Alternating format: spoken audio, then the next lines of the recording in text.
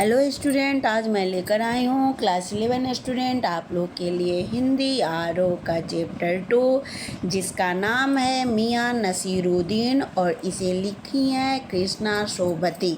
आइए मैं लेखक परिचय के बताने के पहले मैं इस लेसन का इस पाठ का सार संक्षेप बताती हूँ कि इस पाठ में मियाँ नसीरुद्दीन शब्द चित्र हम हस्मत नामक संग्रह से लिया गया है, जो क्या है, एक संस्मरण है जिसमें कई पीढ़ियों से नान अर्थात क्या होता है, रोटियों बनाने का कार्य करने वाले मियाँ नसीरुद्दीन के व्यक्तित्व, रुचियों और स्वभाव को शब्दों के माध्यम से उकेरा गया है। मियाँ नसीरुद्दीन रोटी पकाने की वर्षों से चली आ रही अपने परिवार की परंपरा व उसमें उसकी निपुणता को प्रकट करते हैं। वे ऐसे व्यक्तियों का भी प्रतिनिधित्व करते हैं जो अपने रोजगार को कला के समान मानते हैं और श्रम पूर्वक सीखने को ही वास्तविक रूप में असली हुनर मानते हैं। कौन? मियाँ नसीरुद्दीन। आइए इस पाठ को स्टार्ट करने के पहले मैं लेखक परिचय थोड़ा सा बता दे रही हूँ। आप लोग ध्यान से सुनेंगे कि इसके लिखने वाली कौन है। तो लिखने वाली कौन है? कृष्णा शोभती। क्या है? यह एक रेखाचित्र संस्मरण है। अब देखिए, कृष्णा शोभती का जन्म 1925 ईस्वी में गुजरात में हुआ था। उनकी प्रमुख रचनाएं क्या है? जिंदगी नमा, दिलो दानिश, ए लड़की, फिर समय सरगम, ये सब क्या उपन्यास है। और डार से बिछुड़ी, मित्रों मरजानी, बादलों के घेरे, सूरजमुखी अंधेरे के, ये सब क्या कहानी संग्रह। और हम हस्मत, जिसमें से यह लिया गया है शब्दों के आलोक में, क्या शब्दचित संस्मरण, इसी में से ली है। ये कौन? मियाँ नसीरुद्दीन, शब्दचित संस्मरण से। चलिए फिर आइए मैं पढ़ाती हूँ। हिंदी कथा के साहित्य में कृष्णा शोभती की विशिष्ट पहचान है। वे मानती हैं कि कम लिखना विशिष्ट लिखना है। यही कारण है कि उनकी संयमित लेखन और साफ सुथरी रचनात्मक ने अपना एक नित्य नया पाठक वर्ग बनाया। कौन? कृष्णा शोभती ने। उनके कई उपन्यासों, लंबी कहानियाँ और संस्मरणों ने हिंदी के साहित्यिक संसार में अपनी दीर्घजीवी उपस्थिति सुनिश्चित की है। उन्होंने हिंदी साहित्य को कई ऐसे यादगार चरित्र दिए हैं जिन्हें अमर कहा जा सकता है, जैसे मित्रों, साहनी, हस्मत आदि। फिर देखिए, अब मैं इस पाठ को पढ़ाने जा रही हूँ। कौन? मियाँ नसीरुद्दीन। अब ध्यान से सुनेंगे इस पाठ को कि मैं स्टार्ट करने जा रही हूँ। अब देखिए, साहबों, उन दिनों अपने मटिया महल से की तरफ से न गुजर जाते तो राजनीतिक, साहित्य और कला के हजारों हजार मसीहों के धूम धड़क्के में नानबाइयों के मसीहा मियाँ नसीरुद्दीन को कैसे तो पहचानते और कैसे उठाते लुत्फ़ उनकी मसीही अंदाज का। अब क्या कह रहे हैं यहाँ? कह रहे हैं कि हम जैसे दिल्ली के राजनीतिक, साहित्य एवं कला के क्षेत्र में हजारों प्रतिभाशाली लोग क्या करते हैं, अपनी प्रतिभा का प्रदर्शन करने के लिए हलचल मचाए रहते थे। और अगर मैंने उस मोहल्ले से अगर नहीं गुजरती तो कैसे इनको पहचानती, यानी मियाँ नसीरुद्दीन से कैसे मुलाकात होती और उनके बात करने से के अंदाज से कैसे ये मज़ा लेती। उनके बात करने का क्या अंदाज था? मसीही अंदाज। मसीही अंदाज क्या होती है? उनके बात करने की विशेषता होती है उनकी कुशलता से। उनकी बात करने के अंदाज में इतनी कुशलता होती है कि कुशल कारीगरों के जैसे वो अंदाज में वो बात करते हैं। इसी को कहा जाता है मसीही अंदाज। यानी वो अपने जो कारीगर थे रोटी बनाने के, उसमें पूरी तरह से कुशल थे, पूरी तरह से निपुण थे। हुआ यह कि हम एक दोपहरी जामा मस्जिद के आड़े पड़े मटिया महल के गढ़ैया मोहल्ले की ओर निकल गए। एक निहायत मामूली अंधेरी सी दुकान पर पटापट आटे का ढेर सनते देख ठिठके। सोचा सेवइयों की तैयारी होगी, पर पूछने पर मालूम हुआ खानदानी नानबाई मियाँ नसीरुद्दीन की दुकान पर खड़े हैं। मियाँ मियाँ मशहूर है 56 किस्म की रोटियां बनाने के लिए। जब उनको मालूम चला कि हम कहाँ खड़े, क्योंकि बहुत ज़्यादा आटा गूँथने हुए जल्दी जल्दी देखे तो वो रुके खड़े हुए और पूछने पे मालूम चला कि आटा किसकी दुकान है। तो लोग बताया कि ये जो नान बाई के मशहूर जो हैं मियाँ नसीरुद्दीन, उनकी दुकान पे खड़े हैं। वो किस में बनाने में वो मशहूर थे, तो वो 56 प्रकार की रोटियां बनाना जानते थे और वो मशहूर थे अपने ख़ानदानी नान बाई रोटियों के कुशल कारीगर होने के कारण वो मशहूर थे। अब देखिए, हमने जो अंदर झाँका तो पाया मियाँ चारपाई पे बैठे बीड़ी का मज़ा ले रहे हैं। मौसमों की मार से पका चेहरा, यानी बुजुर्ग अनुभवी उम्र का पड़ाव दिख रहा था चेहरे पर। आँखों में काया भोलापन और पेशानी पे मजे हुए कारीगर का तेवर, यानी क्या था, पेशानी पे मस्तक पे एक कुशल कारीगर का तेवर झलक रहा था। हम ग्राहक समझ मियाँ ने नज़र उठाई, फरमाइए। अब कौन? मियाँ जो नसीरुद्दीन थे वो नज़र उठा के बोले फरमाइए। झिझक से कहा, आपसे कुछ एक सवाल पूछने थे, आपको वक्त हो तो? मियाँ नसीरुद्दीन ने पंच हजारी अंदाज से सिर हिलाया। अब पंच हजारी किसे कहते हैं? तो पंच हजारी का मतलब होता है कि 5000 सिपाहियों का सेनापति। उसे क्या कहते हैं? पंच हजारी, यानी 5000 सिपाहियों का सेनापति। अब उसी अंदाज में क्या ये सिर उठाएं। उसके वजह से बोले कि पूछिए क्या पूछना है। निकाल लेंगे वक्त थोड़ा, पर यह तो कहिए आपको पूछना क्या है। फिर घूर कर देखा और जोड़ा, मियाँ कहीं अखबार नवीश तो नहीं? अब अपने मन में सोचे घूर कर और फिर ये बात पूछे कि कहीं आप पत्रकार तो नहीं? अखबार नवीश किसे कहते हैं? पत्रकार को। यह तो खोजियों की खुरापात है। हम तो अखबार बनाने वाले, अब एक कह रहे मियाँ नसीरुद्दीन, अखबार पढ़ने वाले दोनों को ही निठल्ला समझते हैं। निठल्ला का मतलब कोई काम ना करना। हाँ, कामकाजी आदमी को इससे क्या काम। खैर, आप यहाँ तक आने का तकलीफ़ उठाई ही हैं, तो पूछिए क्या पूछना चाहते हैं। पूछना यह था कि किस्म किस्म की रोटियाँ पकाने का इल्मिस कला आपने कहाँ से हासिल किया। मियाँ नसीरुद्दीन ने आँखों के कंचे हम पर फेर दिए, फिर तरेर कर बोले, क्या मतलब? पूछिए साहब।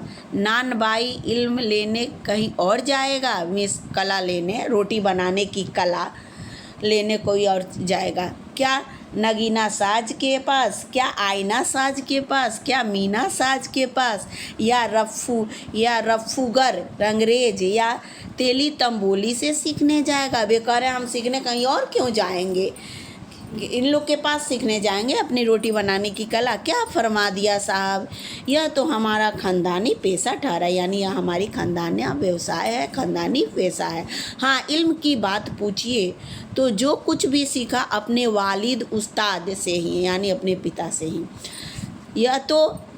मतलब यह कि हम घर से न निकले कि कोई पेशा अख्तियार कर लेंगे, यानी घर का पेशा घर ही में इन्होंने क्या किया, सीखा और वही पेशा करने लगे, दूसरा कोई न ले हमारी रोटी बनाने की हुनर कला। बाप दादा का हुनर मीन्स क्या होता है? कला, ठीक है ना, था वहीं उनसे पाया। और वालिद के महरूम, यानी उड़ जाने के बाद, मर जाने के बाद, चले जाने के बाद, स्वर्गवास होता है महरूम का मतलब, ठीक है ना। उड़ जाने के बाद क्या होगा?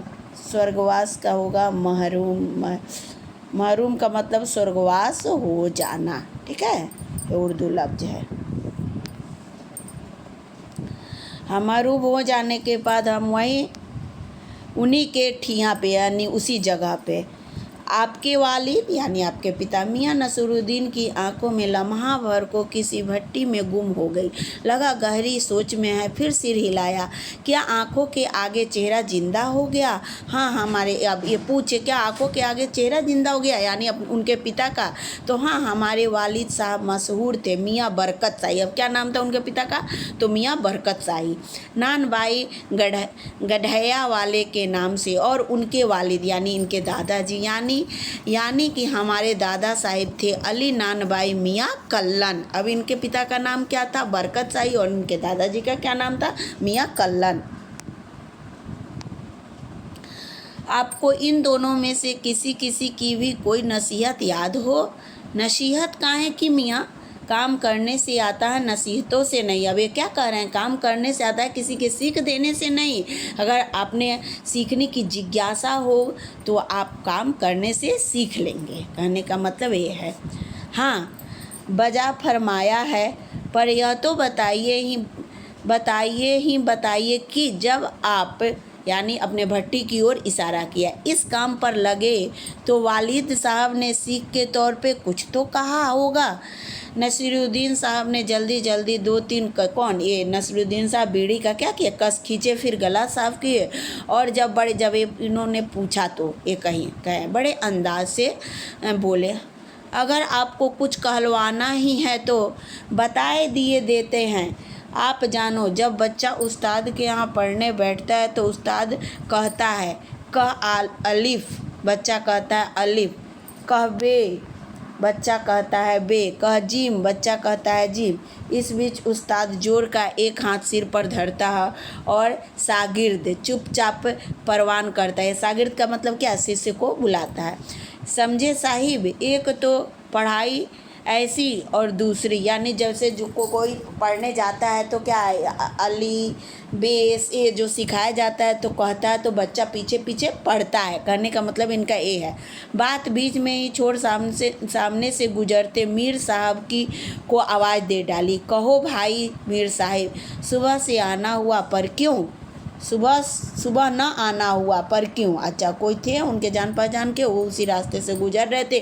तब तक बात करते ही बीच में छोड़ के उन्होंने उन्हें बोला कि मीर साहब को आवाज़ दी और बोले कि आप सुबह से नहीं आए क्यों? उनसे पूछे।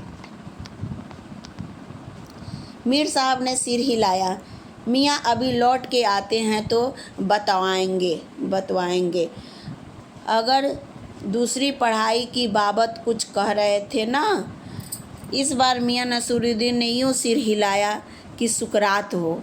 क्या थे? बहुत बड़े दार्शनिक थे, आप लोग को मालूम ही होगा। हाँ, एक दूसरी पढ़ाई भी होती है। सुनिए, अगर बच्चे को भेजा मदरसे में तो बच्चा न कच्ची में बैठा, न बैठा वह पक्की में, न दूसरी में, हाँ जहाँ बैठा तीसरी में। हम यह पूछेंगे कि उन 3 जमातों का क्या हुआ उन 3 क्लासों का।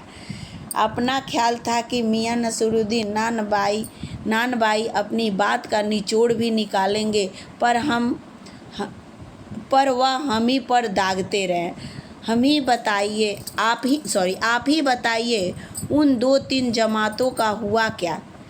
यह बात मेरी समझ के बाहर है। इस बार शाही नानबाई मियाँ कल्लन के पोते अपने बचे खुचे दांतों से खिलखिला के हंस दिए। कौन? मियाँ नसीरुद्दीन। उन्होंने अपनी ही बात छेड़ दी अब इनके कहने पे, और अपनी बात को ही ऐसे करते रहे कि ये क्या हुई, ये चुपचाप सुनती रही और लास्ट में क्या किए वही ने अपने, यह बात मेरी समझ के बाहर थी उनके समझ के, और इस बार क्या किए वो खुद ही अपने खिलखिला के हंस दिए। मतलब मेरा क्या साफ ना था? लो साहिबो, मेरे दोस्त साहिबो किसको कहा? अभी साफ हुआ जाता है, जरा सी देर तो मान लीजिए, जरा सी देर को मान लीजिए, थोड़ा देर हो जाएगा मेरे प्रश्न का जवाब में। हम बर्तन धोना न सीखते, हम भट्टी बनाना न सीखते, भट्टी को आँच देना न सीखते, तो क्या हम सीधे सीधे नानबाई का हुनर सीख जाते? कहने का मतलब कोई भी चीज़ सीखने के पहले उस काम को कैसे किया जाता है शुरू से सीखना पड़ता है। इसीलिए वो अपने बात पे बात करते जा रहे थे और लास्ट में वो बताते हैं कि आप कैसे सीखे। मियाँ नसीरुद्दीन हमारी ओर कुछ ऐसे देखा कि देखा किया कि उन्हें हमसे जवाब पाना हो। फिर बड़े ही मज़े अंदाज में कहा, कहने का मतलब साहिब यह कि तालीम भी बड़ी चीज़ होती है। सिर हिलाया, हाँ साहिब, माना।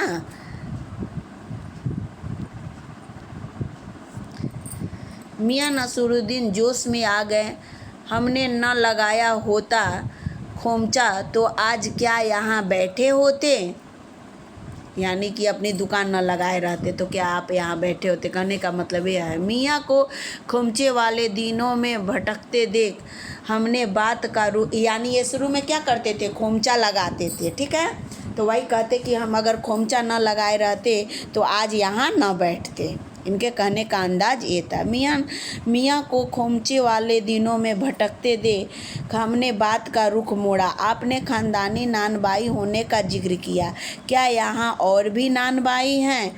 मियाँ ने घूरा, बहुतेरे हैं पर ख़ानदानी नहीं। सुनिए, दिमाग में चक्कर काट गई है एक बात। हमारे बुजुर्गों से बादशाह सलामत ने यूँ कहा, मियाँ नानबाई कोई नई चीज़ खिला सकते हो? हुक्म कीजिए जहाँपना। बादशाह सलामत ने फरमाया, कोई ऐसी चीज़ बनाओ जो न आग से पक सके न पानी से बने। क्या उनसे बनेगी ऐसी चीज़? क्यों न बनती साहिब, बनी और बादशाह सलामत ने खूब खाई और खूब सराही। बस यहाँ मैं ख़त्म कर रही हूँ। फिर मिलती हूँ पार्ट 2 के साथ। तब तक इसे अच्छे से पढ़ेंगे, समझेंगे। That's all.